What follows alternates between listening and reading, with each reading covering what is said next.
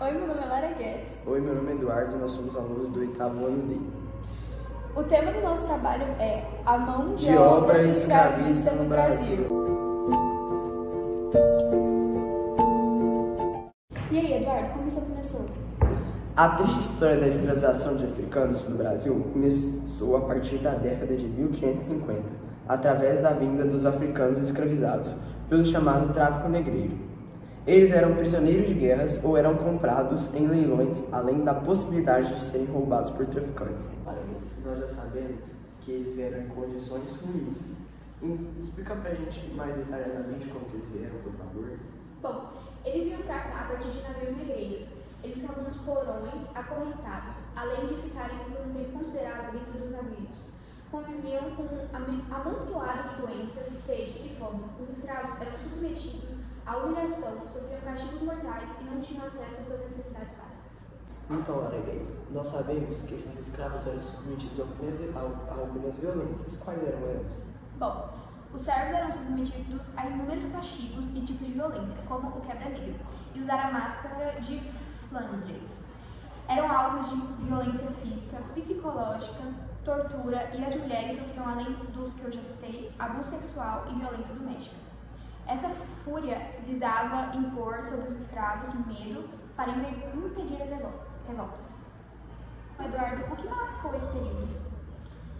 Apesar dessas inúmeras formas de condenação, esse período ficou marcado pelas revoltas e tipos de resistência, como fugas, desobediências, formação de quilombos, entre outros. Um exemplo disso é a Revolta do Malês, que foi feita por escravos e tinha caráter abolicionistas. Então, a gente sabe que o período de escravidão no Brasil foi um período muito ruim, mas, contudo, teve seu fim. Explica para nós um pouquinho. Bom, o fim da escravidão no Brasil aconteceu com a Lei Áurea, assinada pela Rainha Isabel, em 1888. Foi fruto de uma constante resistência dos escravos e pela pressão da própria população. Lara Guedes, explica pra gente como essas circunstâncias realmente começaram a mudar. Bom, as circunstâncias só se modificaram com a Lei Eusébio de Queiroz, que proibiu o tráfico de africanos escravizados em 1850. Com o descontentamento da população com o governo, os movimentos abolicionistas e a vontade de alguns políticos, a famigerada Lei Áurea foi proclamada em 13 de maio de 1888 pela princesa regente. Esse período triste acabou dessa forma, mas apesar disso, os ex-escravos continuaram a sofrer com o preconceito e falta de oportunidades, refletindo na atual sociedade. Isso aconteceu por conta que essa Lei Áurea não buscava a reintegração desses escravos na sociedade. Mas isso fica para outra hora. Então, nós sabemos que a escravização no Brasil foi um período muito difícil. Mas, como tudo, tem seu fim. Explica para nós mais um pouquinho desse fim. Ok, então, o fim da escravidão no Brasil, com a Lei Áurea, assinada pela Rainha Isabel, em 1888, foi fruto de uma constante resistência dos escravos e pela pressão da própria população. Muitos acham que isso aconteceu da noite para o dia, porém não foi bem assim.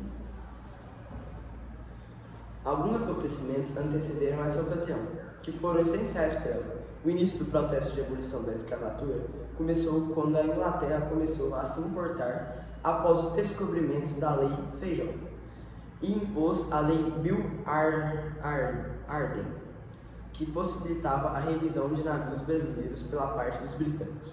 Uma curiosidade é que a Lei Feijó se chama Feijó por causa do padre Feijó.